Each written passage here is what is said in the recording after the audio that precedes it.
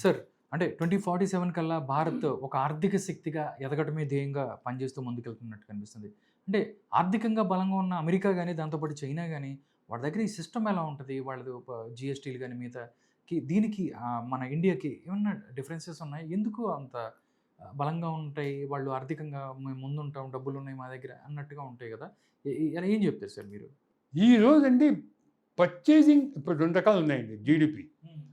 Purchasing PPA, purchasing parity అంటారు. Purchasing ప్యారిటీలో మనం చైనాని 2, 3 ఏళ్ళలో దాటేయచ్చు. చైనాని.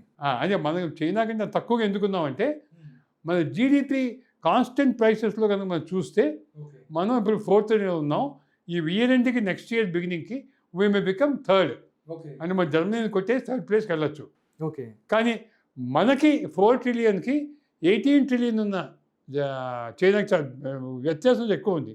కానీ పర్చేజింగ్ ప్యారిటీని అంత లేదు.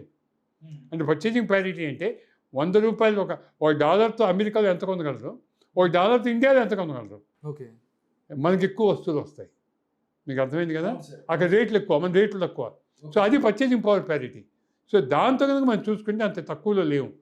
సో దేర్ఫోర్ ఇవాళ అంత వాళ్ళు స్ట్రాంగ్గా ఉందని మనం వీక్గా ఉందని చెప్పలేము. రియల్గా చూస్తే అంత వీక్గా లేవు. చెప్పేంత వీక్గా పర్చేజింగ్ పవర్ ప్యారిటీలో చూస్తే అంత మనం వీక్గా ఏం లేవండి. వాళ్ళకి మనకి తేడా ఏమిటంటే బేసిక్గా కాస్ట్ ఆఫ్ ప్రొడక్షన్ మనకి ఎక్కువ. ఇన్ఫ్రాస్ట్రక్చర్ ఇప్పుడు గత 10 ఏళ్ళలో కూడా మోదీ గారు వచ్చిన తర్వాత ఇన్ఫ్రాస్ట్రక్చర్, రోడ్స్ ఇవన్నీ డెవలప్ చేసిన తర్వాత మనకి ట్రాన్స్పోర్టేషన్ కాస్ట్ ఎక్కువ, మ్యానుఫ్యాక్చరింగ్ కాస్ట్ ఎక్కువ, పవర్ కాస్ట్ ఎక్కువ. అందుకని మనం కొంత ప్యారిటీలో ఉన్నాం, మనం కొంచెం వెనకబడి ఉన్నాం. కానీ ఇవాళ ఏ ప్రోడక్ట్ చూసినా కూడా స్టీల్లో కానివ్వండి, మిల్క్లో కానివ్వండి, సిమెంట్లో కానివ్వండి, మనం గ్లోబల్గా 1 and 2లో ఉన్నాం ప్రొడక్షన్లో. So therefore in terms of production we are very high. ఫ్యూచర్లో మన అమెరికాని వీళ్ళని కూడా దాటి వెళ్ళిపోయే అవకాశం ఉంటుందంట. అది కొంచెం టైం పట్టచ్చు. కానీ మన system of infrastructure development last 10 ఏళ్ళలో అయిన దానికి ది వే వీఆర్ ఫోకస్డ్గా ఆత్మనిర్భర్లో వెళ్ళటానికి. ఆత్మనిర్భర్లో ఇదివరకు ఎంతంటే డిఫెన్స్ అంతా ఇంపోర్ట్ చేసేవాళ్ళం. ఇవాళ డిఫెన్స్ మనం ప్రొడ్యూస్ చేసుకుంటున్నాం, ఇంపోర్ట్ తగ్గిపోయాయి.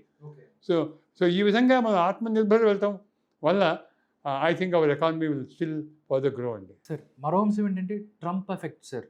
అంటే దేశాన్ని ఒక ఇబ్బందికరంగా మార్చినటువంటి ఎఫెక్ట్ అనమాట. ఏం చెప్తారు సార్? ఎందుకు అలా జరుగుతుంది? ఎందుకు అలా చేస్తున్నారు? అమెరికా ఎందుకు అలా ముందుకెళ్తుందంటే ఏం చెప్తారు సార్? ట్రంప్ అండి ఒక రకంగా చెప్పాలంటే ఆయనకి ఏది తోస్తే అది ఒకటి అహంభావం ఎక్కువ. మేమే సో మేమే నెంబర్ 1 ఇన్ ద వరల్డ్ అని చెప్పి ఆయనకి అది ఫీలింగ్.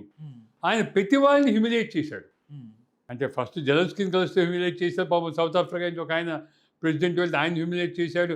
చివరికి యూరోపియన్ కమిషన్ చైర్మన్ వెళ్తే why have you come you are not head of a state అన్నాడు. She represents whole Europe all countries. So the point ఏంటంటే ఆయనకి అహంభావంతో ఏదో చేసేద్దాం అందరినీ. అంటే డాలర్ వీక్ అయిపోతాం, వాళ్ళ ఎకానమీ వీక్గా ఉంది. ఫ్యాక్ట్ ఏంటంటే వాళ్ళ ఎకానమీ వీక్గా ఉంది, కరెక్టు. డాలర్ వీక్గా ఉంది, కరెక్టు. ఎందుకంటే debt to GDP 125% correct. So ఉద్యోగ కల్పన తక్కువ ఉంది, అది కరెక్టు. ఈ మెక్సికన్స్ అంతా వచ్చేసేసి ఉద్యోగాలు వలసలు వచ్చి మెక్సికన్స్ పాడు చేస్తున్నారు ఎకానమీని, కరెక్టు. ఇవన్నీ కరెక్టు. ఆ సొల్యూషన్ ఇది కాదు. ఇప్పుడు వాళ్ళు కొన్ని కష్టాలు ఉన్నాయనుకోండి, క్యాలిబ్రేటెడ్ యాక్షన్ తీసుకోవాలి కదా. అందరినీ ఇంపోర్ట్ డ్యూటీలు వేసేసి ప్రైసెస్ ఇంపోర్ట్స్ రాకుండా చేసి అంటే వెంటనే అక్కడ ప్రొడ్యూస్ కావద్దు. అవును. So therefore it takes time. ఆయన ఏదో చేశాడు అనుకోండి, ఇండియా మీద కోపం ఏంటంటే ఆయన ఏదో మధ్యవర్తిత్వం చేసాము ఏదో మన పాకిస్తాన్ ఇండియా వార్లో, అది ఫ్యాక్ట్ కాదు.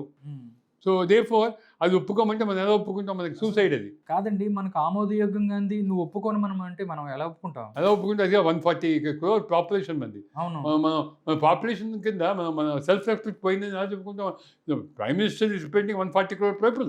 అంతే కదా. సో మన దేశాన్ని రిప్రజెంట్ చేస్తే how can admit which is not fact? అసలు మన కన్సర్న్ తీసుకొని కూడా చెప్పడం దరిద్రం అది. మరి బోర్గా చెప్తూ పోతే మేమే ఆపేసాం యుద్ధాన్ని అని చెప్పడం అదేదో కొంచెం అది ఆయనకి ఏదో ఎవరి ప్రపంచంలో ఇన్ని రోజులుగా ఎవరు నాకు నోబెల్ ప్రైజ్ కావాలి అడిగిన వాళ్ళు లేరు. నోబెల్ ప్రైజ్ అనేది ఆ కమిటీ డిసైడ్ చేస్తుంది. అందరి దగ్గర రికమెండ్ చేయించుకుని దాన్ని వెంపర్లాడి పిచ్చుకోవాలి. నిజంగా అది పిచ్చుడే నిజంగా పిచ్చుకోవాలి. దానివల్ల ఇంత హెల్దీ రిలేషన్షిప్ విత్ ఇండియా, ఆయనకే నష్టం చివరికి, ఆయనకే నష్టం. అంత ట్రంప్ చేయటం వల్ల మన ప్రోడక్ట్స్ అన్నీ అయిపోతాయి. అసలు ఇండియా ఈజ్ కన్సర్న్. ఫైనల్గా మన ఇండియాకి ఏమిటి ఇంపాక్ట్? ఇండియాకి ఏమిటంటే మనం ఎక్స్పోర్ట్ చేసే ఎలక్ట్రానిక్స్, మందులు ఫస్ట్ అండి చాలా ఎక్కువ.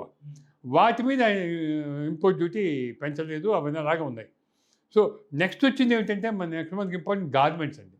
మన దగ్గర బనీన్లు కానివ్వండి, హొజైరీ కానివ్వండి, సూటింగ్ కానివ్వండి, షర్టింగ్ కానివ్వండి, మన ఇండియన్స్ వెళ్తాయి. మూడోది ఏమిటంటే ఆక్వా రంగం, అదిగా ఇంజనీరింగ్ గూడ్స్, అదిగా కొంత ఎనర్జీ, పెట్రోలియం గూడ్స్ అవి వెళ్తూ ఉంటాయి. Okay. So they is no doubt మనకి సర్ప్లస్ ఉంది, వాళ్ళు డెఫిసిట్లో ఉన్నారు, మనం సర్ప్లస్లో ఉన్నాం, ట్రేడ్ సర్ప్లస్లో ఉన్నాం, డౌట్ లేదు. Now the issue is how to correct అని తెలివిగా చేస్తే బాగుండేది. ఈ ట్యాక్స్ వేయటం వల్ల ప్రాబ్లం ఏమవుతుందంటే వాళ్ళకి ఇంటర్నల్గా ప్రైసెస్ పెరిగిపోయాయి, ఇన్ఫ్లేషన్ ఎక్కువైపోయింది, అన్ని కంట్రీస్ మీద ట్యాక్స్ వేశారు. ఇవాళ కామన్ అమెరికన్ ఈ సఫరింగ్, ట్యాక్సెస్ ఎక్కువైపోయి, రేట్లకు ఇన్ఫ్లేషన్ ఎక్కువైపోయి. సో ఇది బేసిక్గా అండి. యాజ్ ఫర్ వీఆర్ కన్సర్న్, మనం మిగతా కంట్రీస్తో మనం చేసుకుంటున్నాం ఫ్రీ ట్రేడ్ అగ్రిమెంట్స్. అందరూ కూడా అగ్నిస్ట్గా ట్రంప్కి నిలబడ్డవాడు మోడీయే, ఇండియాని. So will deal with India మన అనుకొచ్చి అందరూ నుంచుంటున్నారు. జపాన్ కూడా నో చెప్పింది అమెరికాకి. Japan is also standing behind us. నిన్న యూరోపియన్ యూనియన్ కూడా స్టాండింగ్ బిహైండ్ అస్.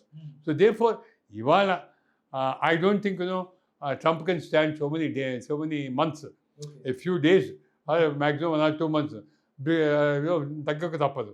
ఈ లోపల సుప్రీంకోర్టు జడ్జిమెంట్ వచ్చింది అనుకోండి అమెరికాలో, దట్ ఈ ట్రంప్ ఇది ఇల్లీగల్ అని చెప్పి, అన్కాన్స్టిట్యూషనల్ అని, ఆటోమేటిక్గా పోతాయి అనుకోండి. అది ఒక issue. Coming back to the point, how we are handling it. ఇవాళ మనకి ఆక్వా రంగంలో ఉంది, government wants to give support, కొంత సపోర్ట్ ఇవ్వాలి.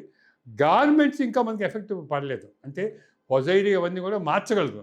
కానీ ఫర్ ఎగ్జాంపుల్ రేమాండ్ లాంటి కంపెనీ ఉందనుకోండి, మాకు రేమాండ్కి 18% export to the US, total ఎక్స్పోర్ట్స్లో 40%లో 18 యుఎస్, మిగతా 22% యూరోప్, అన్ని కంట్రీస్. ఇవాళ వాళ్ళకి ఏమైపోయి వెంటనే ఆపలేరు. అన్ని రెడీగా ఉన్న గార్మెంట్స్ రెడీగా ఉన్నాయి అనుకోండి, ఎగ్నెస్ట్ ఆర్డర్, అది కాక మీకు డిజైన్స్ ఇచ్చారు, క్లాత్ మనం దాని ప్రకారం తయారు చేసాం, ఇప్పుడు ఆపాం అనుకోండి, వాళ్ళు వింటర్ కలెక్షన్ లేదు వాళ్ళకి. So for them to change to వియత్నాంకో, బంగ్లాదేశ్కో, పాకిస్తాన్కో మారటానికి it takes time. So therefore ఒక క్వార్టర్ మనకి దిగులు లేదు సార్. గవర్నమెంట్ ఈజ్ కన్సర్న్, ఒక క్వార్టర్ అంత పెద్దగా దెబ్బ ఉండదు. ఆక్వా ఈజ్ కన్సర్న్, దెబ్బ ఉండొచ్చు, మిగతా ప్రోడక్ట్స్ మీద దెబ్బ ఉండొచ్చు. సో అల్టిమేట్గా టోటల్ ఓవరాల్ ఎక్స్పోర్ట్స్లో అమెరికన్ భాగం తక్కువ. సో జీడిపి మీద 0.2 to 0.3 ఇంపాక్ట్ ఉండొచ్చు అనొచ్చు. దాన్ని మేకప్ చేయడానికి మనం ఇంత చేస్తున్నాం, ఇవన్నీ చేస్తున్నాం. సో కొంతవరకు మన ఎకానమీ మేకప్ చేస్తుంది. మరి జీడిపి గ్రోత్ మీద అంత ఇంపాక్ట్ ఉండకపోవచ్చు. మోదీ గారు చక్కగా మేనేజ్ చేస్తున్నారని చెప్పాలి.